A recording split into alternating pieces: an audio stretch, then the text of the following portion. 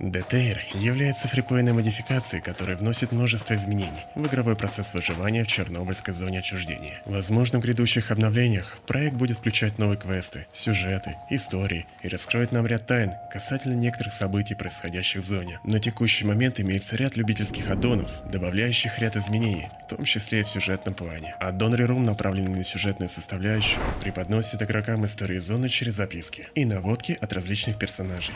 Данное видео покажет, где найти все тайники и их порядок нахождения для правильного построения истории зоны и ряд наводок на них.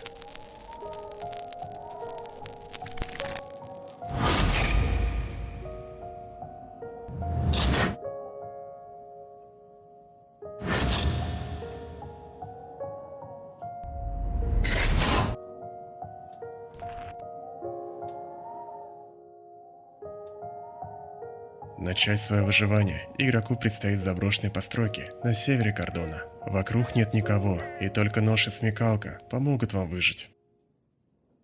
Порывшись в карманах, вы находите записку. Некий припой пробегал мимо и нашел вас чуть еле живым. Именно он оставил нам нож. Он указал, что его можно будет найти на кордоне или свалке. Также на обратной стороне листка вы смогли разглядеть вмятины, на которых указаны некие координаты. Далее нам предстоит добраться до других сталкеров. Движемся в сторону деревни новичков. Попутно проверяем тайники, ибо денег у нас нет.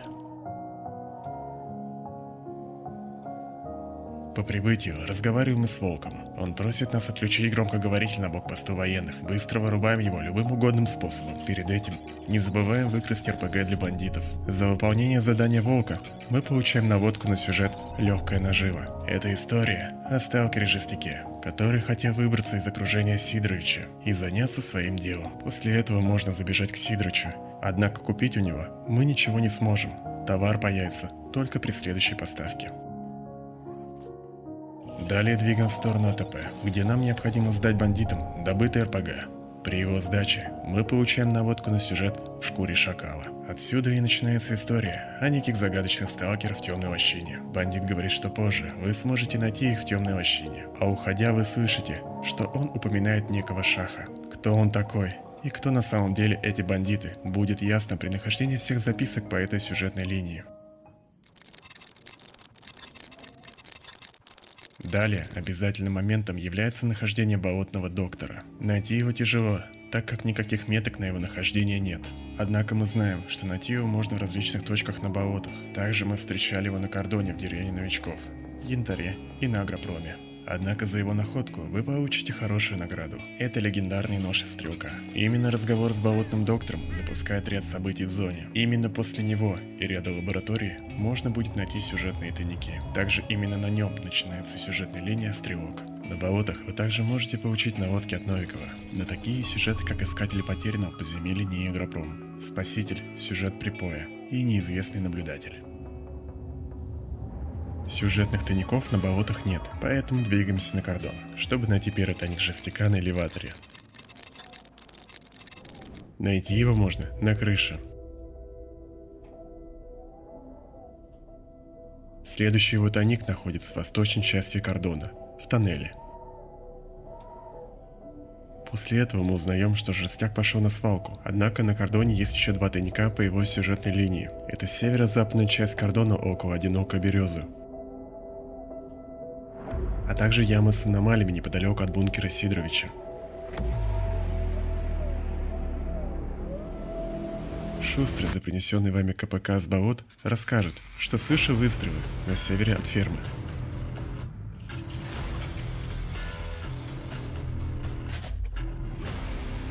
Не забудьте также забежать к технику.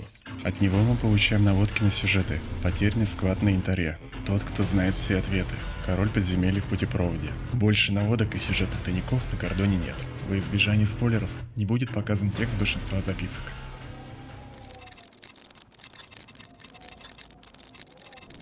На свалке находим вторую часть записки жестяка,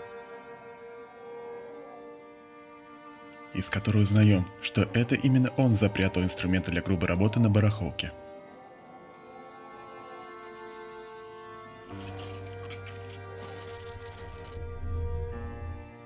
У медика-бандитов в депо на свалке за принесенные инструменты мы получаем наводку на сюжет «Дети подземелий», из которого узнаем о жутких экспериментах, которые проводились в лаборатории X-18. В темной лощине на одном из тоннелей можно найти записку некого сталкера. Он наблюдал группу неизвестных на мосту, однако они как-то заметили его, и он вынужден был здесь укрыться. Добравшись до моста, мы находим тело одного из них. Из записки, адресованной ему, мы узнаем, что им необходимо было найти кого-то, кто смог бы выкрасть РПГ с блокпоста военных, и этим человеком оказались мы.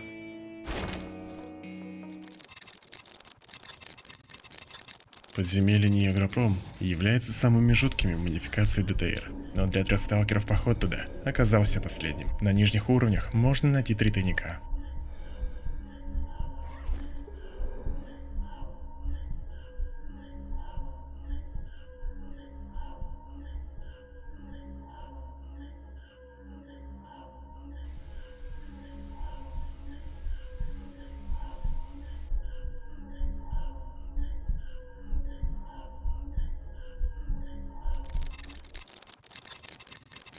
Другую жуткую историю можно знать, если посетить лабораторию X-18 в Темной долине. Проводимые там эксперименты можно считать по праву жестокими, а люди, которые их осуществляли, верили, что для достижения своей цели любые средства хороши. Однако были и те, кто был против. Обратите внимание на последние записи, оставленные учеными, и на записки, оставленные детьми.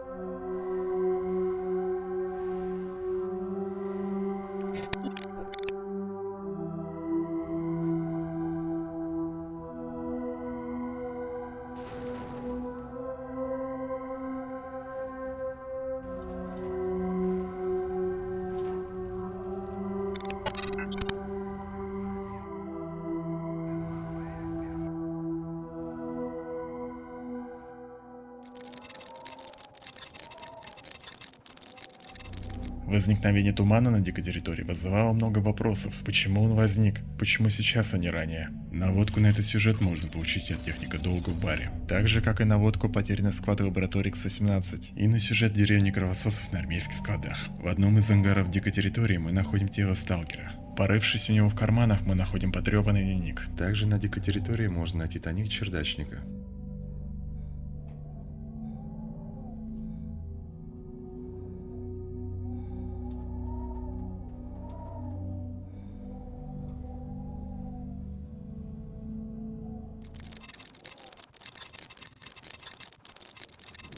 Перед походом в лабораторию X-16 на янтаре, Сахаров говорит нам, что там обитает нечто ужасное. Однако, что именно это будет, он не говорит. Спустившись в лабораторию, в шахте лифта мы находим тайник. Далее в центральном помещении можно найти тела сталкеров. Кто они такие, неизвестно. Так же, как и непонятно, почему из всего снаряжения у них имеется всего лишь по одной монете. В комнате с последним рубильником можно найти рюкзак, как и в комнате, где нас встречает контролер.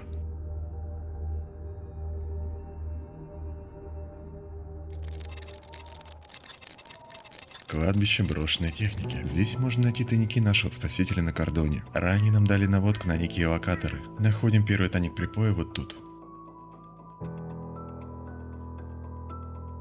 Далее нам нужен грузовик к западу от вертолетов. И еще один тайник припоя можно найти на крыше грузовика.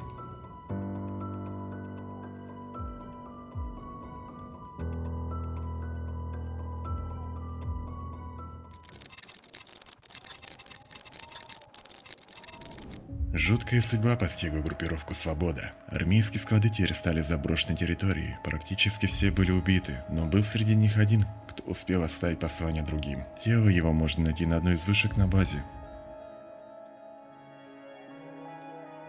В заброшенной деревне можно узнать историю некой семьи. По очень странным обстоятельствам они попали в Чернобыль. Их историю можно узнать, если найти тайники в водонапорной башне и обследовав крыши близлежащих домов.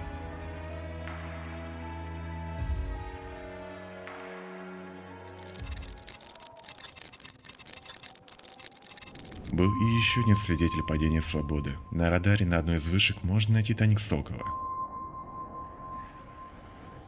Здесь же в лесу у скал можно получить тайник неизвестного сталкера. А на выходе из лаборатории X10 мы получаем предупреждение.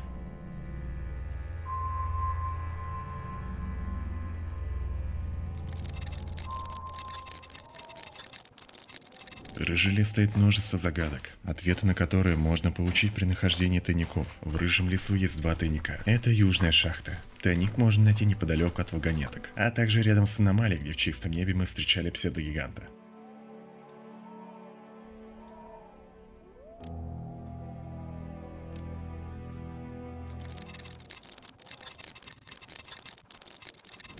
Мертвый город. Территория синдиката наемников. У медика можно получить наводку на тайник в рыжем лесу, а поработав на Хога, получаем наводки на сюжеты, брошенные дети и тот, кто знает все ответы. В одной из квартир пятиэтажек можно найти скелет наемника и рядом лежащую записку. А в школе можно найти тайник неизвестного, который оставлял нам предупреждение на радаре.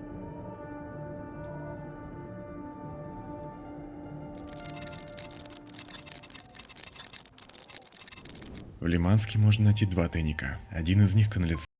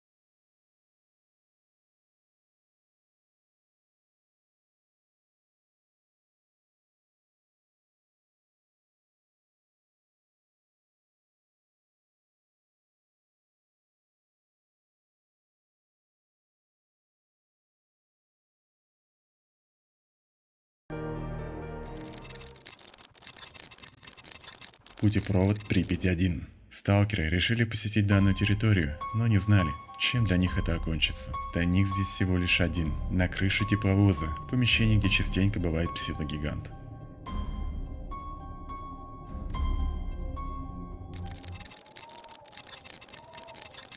Выбравшись из путепровода, в Восточной Припяти в детском саду можно найти тайник Степана. Наводку на этого персонажа мы получали от техника на кордоне.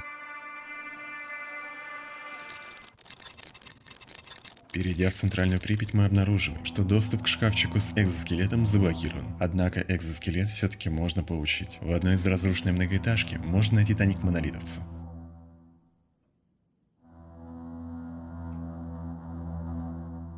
Не забываем и про номер 26, гостиницы Полесье. Рукопись Стрелка содержит новые данные.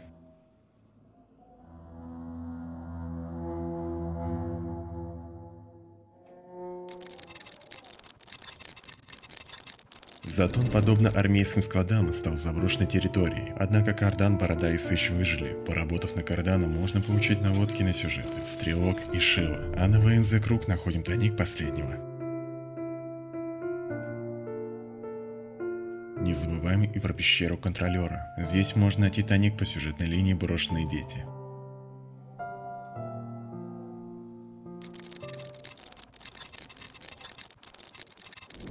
Говорят, что легенды не умирают, как и воспоминания одного из монолитовцев, который сделал тайник на крыше ЧС-1.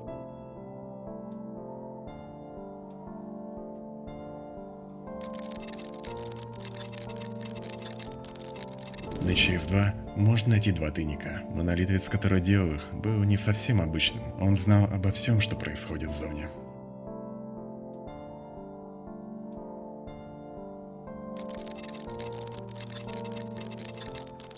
Ну что, выживший, вот мы и дошли до генераторов. Многие считают, что все ответы можно найти здесь. Здесь можно найти два тайника. Один у входа в заброшенную лабораторию, а другой в центре генераторов.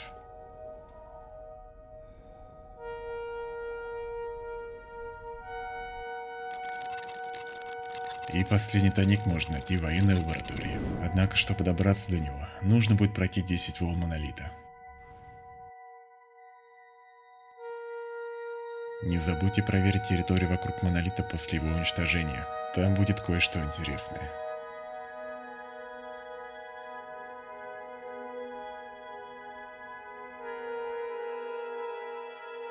Всем выжившим обращаюсь к вам. Благодарю за просмотр данного ролика. Если вдруг вам понравилось, то буду рад вашей подписке и лайку на видео. Если вдруг наберем много лайков, то будет видео по сюжетам в реруме. А пока, пусть зона хранит истинных сталкеров.